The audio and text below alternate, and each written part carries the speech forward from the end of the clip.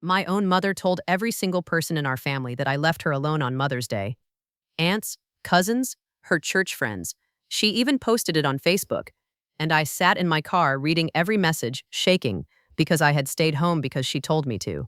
What she never expected was that a nurse named Darlene was listening to everything. I still remember exactly where I was sitting when my phone started blowing up. It was 11:14 in the morning. I know because I looked at the clock right before everything fell apart. I was in my kitchen, still in my pajamas, drinking my second cup of coffee. I had made myself a quiet morning because that's what she asked for. She had called me the night before, Sunday night, around 9 p.m., and told me not to come. Her exact words were, "Renee, don't make the drive tomorrow. I want it to be small this year. Just me and your sister." I said okay.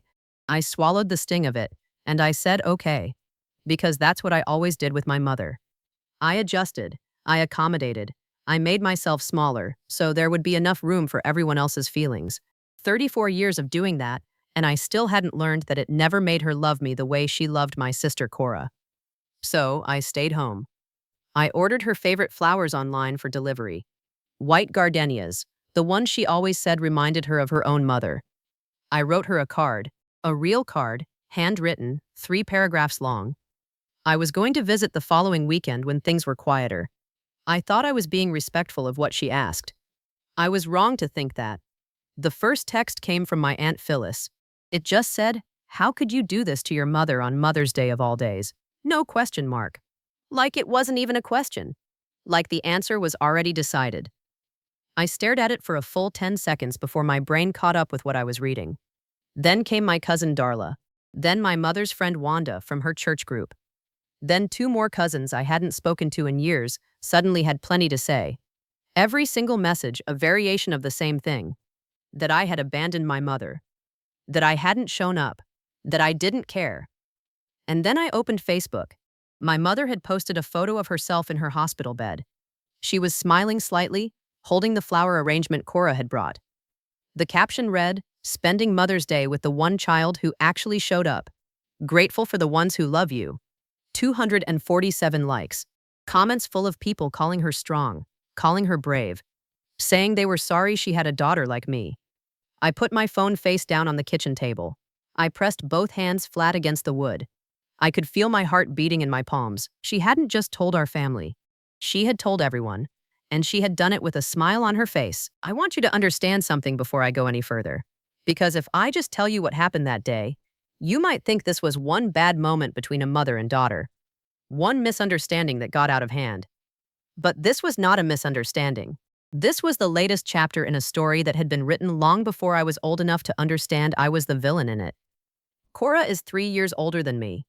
She has my mother's eyes, my mother's laugh, and apparently my mother's entire heart. I figured that out somewhere around age 7 when I brought home a spelling test with a 92 on it, and my mother said, "That's nice," and went back to braiding Cora's hair. The same week Cora got an 84, and my mother put it on the refrigerator with a butterfly magnet. I told myself it didn't mean anything. Kids tell themselves that a lot.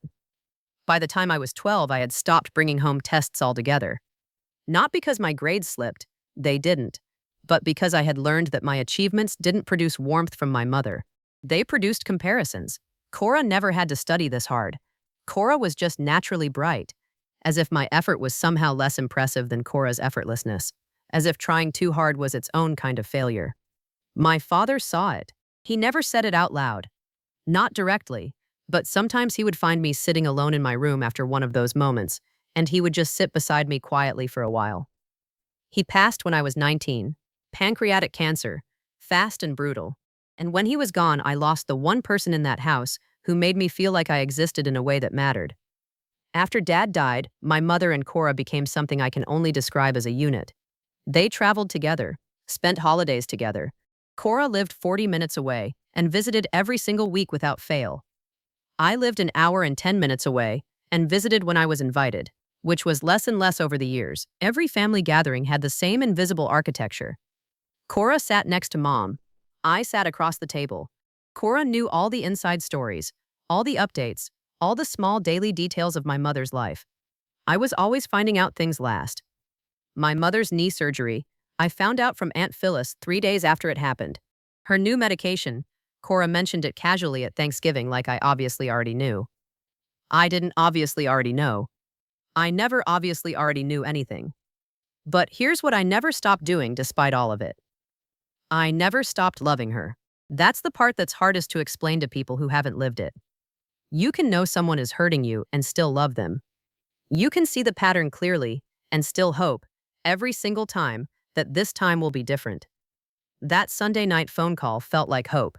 She was including me in a decision. She was communicating with me directly. I should have known better. After 34 years, I really should have known better. I sat at that kitchen table for a long time, longer than I should have. I kept picking my phone up and putting it back down like it was something hot I couldn't stop touching. Every time I opened Facebook, there were new comments. New people who had never met me, never sat across from me at a single dinner table, deciding exactly what kind of daughter I was based on one photo and a caption my mother had carefully composed. One woman, someone from my mother's church I had never heard of in my life, commented, "Some children are just selfish by nature. God sees everything." And it had 41 likes. 41 people liked that comment about me, about a woman they had never met, about a situation they knew nothing about. I want to tell you I felt rage first, but honestly, I felt shame. Hot, crawling shame that started in my chest and moved up into my face. That's what a lifetime of being the difficult one does to you. Even when you know you didn't do anything wrong, your first instinct is to believe that somehow you must have, that there must be something fundamentally broken in you that keeps producing these moments. I called Cora. I don't know why. Maybe because she was the only other person who knew what our mother was actually like behind closed doors. Maybe because some part of me still believed that, at the right moment, my sister would choose honesty over loyalty. She picked up on the second ring. I said, "Cora, Mom called me last night and told me not to come. You know that, right? You were probably right there when she called." There was a pause, the kind of pause that tells you everything before a single word is spoken. Then she said, "Renee, Mom is in the hospital on Mother's Day. I really don't think this is the time to make it about you. Make it about me." I had called to tell the truth, and within 10 seconds it had been reframed into my selfishness. That was Cora's particular skill. She could take any situation, no matter how clear-cut, and fold it into a shape where I was always the problem. I hung up. Not dramatically, I just pressed the red button and set the phone down. And then I did something I hadn't planned on doing. I got up. I went to my bedroom. I washed my face, changed out of my pajamas, and put on real clothes, not because I had a plan, not because I knew what I was going to say or do when I got there, but because something in me, some stubborn, aching part of me, needed to be in that room, needed to look at my mother with my own eyes and understand what exactly had just happened. I grabbed my keys. I picked up the handwritten card I had made that morning, still sitting on the counter, still sealed, still sincere, and I put it in my bag. The drive to the hospital was 45 minutes. I cried for the first 20, and then something shifted. The tears stopped, and what replaced them wasn't anger exactly.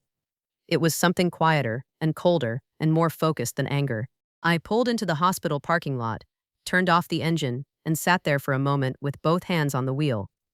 Whatever was waiting for me inside that building, I was done running from it. The hospital smelled the way hospitals always smell, that specific mix of antiseptic and recycled air that immediately makes your chest feel tight.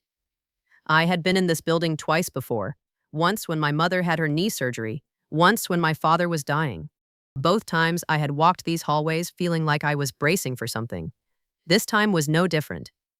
I signed in at the front desk and took the elevator to the third floor, room 314. I had the room number memorized because I was the one who had called to confirm it 2 days ago when she was admitted. I had called the hospital myself, spoken to the nurse on duty, asked about visiting hours and parking validation, because that's what I did. Quietly, without any announcement or documentation or proof, I took care of things. The hallway on the third floor was mostly quiet, a few nurses moving between rooms, a cart with meal trays, the particular stillness of a Sunday that exists even in places that never technically close. I was maybe 20 feet from room 314 when a woman stepped out of the room directly across the hall and nearly walked into me. She was in scrubs, dark blue, her hair pulled back, reading something on a tablet. She looked up, startled, and then her expression shifted into something I couldn't immediately read. She said, "Are you Renee?" I stopped walking. Yes, how do you know my name? She glanced quickly toward my mother's room, then back at me. She lowered her voice just slightly. I'm Darlene. I've been on this floor since yesterday evening. I was your mother's attending nurse last night. Something in her tone made me go very still. It wasn't unfriendly. It wasn't clinical either. It was careful. The way someone speaks when they have something to say but are choosing their words with intention. I said, okay. She said, I'm glad you came. I was hoping you would. I didn't know what to do with that. I just looked at her and waited. She took a small breath. I don't normally get involved in family situations. It's not my place, and I know that. But I've been thinking about this since last night, and I just think you should know some things before you walk into that room. My heart was beating very fast now, not from fear exactly, from the specific feeling of something important arriving, the way the air changes right before a storm. I said, tell me. She looked down the hallway once more. Then she stepped just slightly closer and spoke quietly and clearly and without any hesitation, like she had already decided exactly what she was going to say and had been waiting for the right moment to say it. And standing there in that fluorescent hallway, 40 feet from my mother's hospital room, with my handwritten card still in my bag and 41 strangers' judgment still burning in my chest, I finally started to hear the real story. Not the one my mother had told everyone. The one that had actually happened. Darlene told me she had been in and out of my mother's room the entire previous evening. Routine checks, vitals, medication, the standard things. Around 9:15 p.m., she had come in to adjust my mother's IV, and my mother had waved her off, distracted, already on the phone. Cora was sitting in the chair beside the bed, legs crossed, scrolling through something on her phone. Darlene had stepped back toward the door to give them privacy, but she hadn't left yet. And what she heard in those next 2 minutes stopped her completely. My mother was on the phone with someone. A friend, it sounded like. Someone named Wanda. And my mother was laughing. Not the strained, tired laugh of a sick woman having a brave moment. A real laugh, easy and comfortable and fully herself. And she was saying, and Darlene repeated this to me quietly and carefully, word for word. Oh, she won't come anyway. You know how Renee is. I'll call her tonight. Tell her to stay home, and then tomorrow I'll just say she never showed up. Cora will back me up. She always does. I heard those words, and I felt the ground shift under my feet. She had planned it. The phone call the night before, the gentle, reasonable, don't make the drive, I want it small this year. That wasn't a preference. That was a setup. She had called me with the specific intention of keeping me away so she could tell everyone I had chosen to stay away. I pressed my back against the hallway wall. I needed something solid behind me. Darlene was watching me carefully. She said, I know this is a lot. I said, she planned it. Not as a question, just saying it out loud to make it real. Darlene nodded slowly. There's something else. She explained that the room monitoring system, used primarily for patient safety, to track vitals and flag emergencies, had been running the entire evening. It wasn't a recording in the traditional sense. It was a safety log. But it captured audio in 15-minute intervals as part of the technical documentation. And the 9 p.m. interval, the one that included my mother's phone call, had been flagged automatically because of a brief spike in vocal volume when my mother laughed. The flag meant the audio had been saved to the system rather than automatically overwritten. Darlene said she had noticed the flag that morning during her documentation review. She had listened to confirm it wasn't a medical concern, and instead she had heard everything. She hadn't deleted it. She hadn't reported it. She had just waited, hoping I would come. I stood there in that hallway trying to breathe normally, trying to organize what I was feeling into something manageable. Because it wasn't just one emotion, it was all of them arriving at the same time. The confirmation of something I had always half known but never been able to prove. The specific grief of hearing your own mother's voice, laughing, as she constructed a lie designed to humiliate you in front of everyone you both knew. And underneath all of that, something else, something I hadn't expected to feel in that moment. Relief. Because for 34 years I had wondered if I was the problem. If I was too sensitive, too difficult, too much. If the distance between my mother and me was somehow my fault in ways I couldn't fully see. And now I knew. With absolute certainty. It was never me. Was never me. I thanked Darlene. I don't remember exactly what I said. Something quiet, something inadequate for what she had just given me. She touched my arm briefly, the way women sometimes do when words aren't quite enough, And then she went back to her rounds, back to her normal day, as if she hadn't just handed me 34 years of proof in a hospital hallway. I stood outside room 314 for almost a full minute, hand not quite touching the door, just breathing. I wasn't going to scream. I had already decided that somewhere on the drive over, there would be no dramatic confrontation, no raised voices, no tears I would have to apologize for later. My mother had spent decades winning arguments by making me look unstable, emotional, impossible to reason with. I was not going to give her that today. I pushed the door open and walked in. The room was small and overlit the way hospital rooms always are. My mother was propped up against two pillows, wearing a pale pink bed jacket I had never seen before, something Cora had probably brought. There were flowers on the windowsill. The arrangement I had ordered, the white gardenias, was not among them. I looked for it automatically and then understood. It had probably been set aside, or thrown away, or simply never mentioned. Cora was sitting in the chair beside the bed. She looked up when I walked in, and something moved across her face, surprise, and beneath the surprise, something that looked uncomfortably close to guilt. My mother looked up too, and she smiled. The specific smile she used in public, warm, slightly wounded, designed to communicate that she was being gracious under difficult circumstances. She said, "Renee, you came." The way you'd say it about someone who had been away for a very long time. I didn't say anything right away. I walked to the foot of the bed, set my bag on the chair in the corner, and took out my phone. I opened the Facebook post, her post, the one with 247 likes and the caption about the child who actually showed up. I turned the screen toward her and placed the phone on the bed directly in front of her. She looked at it, then up at me. I said, "I want you to tell me, out loud, right now, that you didn't call me last night and tell me to stay home." The smile didn't disappear immediately.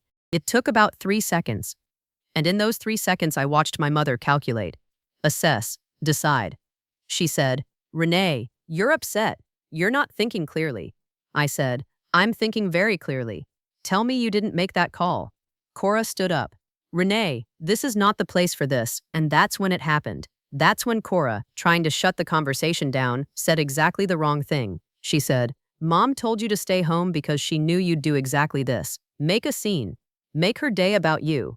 The room went completely silent, because Cora had just confirmed it. In her rush to defend my mother, she had confirmed the entire thing. That the call happened, that it was intentional, that they had discussed it together beforehand. I looked at my mother. My mother looked at Cora, and Cora understood, a half-second too late, exactly what she had just done. Nobody spoke for a long moment. The only sound in that room was the soft beeping of my mother's monitor and the distant noise of the hallway outside. Cora had her hand over her mouth. Not dramatically, just this small, stunned gesture like she was physically trying to hold back what had already escaped. My mother recovered first. She always recovered first. That was her particular gift, the ability to regroup faster than anyone around her, to find the new angle before the old one had fully collapsed. She said, softly, "Renee, whatever you think you heard," I said. "I didn't hear anything, Mom. I was told. By someone who was in this room last night." I watched her face change. Just slightly. Just enough. I said, "The monitoring system saved the audio. From your phone call with Wanda. The one where you laughed and said I wouldn't come anyway." Her mouth opened. Nothing came out. And I want to tell you that moment felt like victory. But it didn't. It felt like standing at the bottom of something very deep and finally being able to see exactly how far down you had always been. It wasn't triumphant. It was devastating in the quietest possible way. Because she wasn't a villain I could hate cleanly. She was my mother, and she had looked at me, her own daughter, and chosen, deliberately and laughingly, to hurt me. I picked my phone up off the bed. I reached into my bag and took out the card I had written that morning, the handwritten one, 3 paragraphs long, sincere in every word, and I placed it on the bedside table beside her water glass, not as a gesture of forgiveness, just because I had written it for her, and it belonged to her, and I was done carrying things that were never meant to be mine. I picked up my bag. I looked at my mother one more time. She was watching me with an expression I had never seen on her face before. Not quite guilt, not quite fear. Something in between that I didn't have a name for. I said, "I hope you feel better soon." And I meant it. That's the part nobody would probably believe, but I meant it completely. Then I walked out. I didn't cry in the elevator.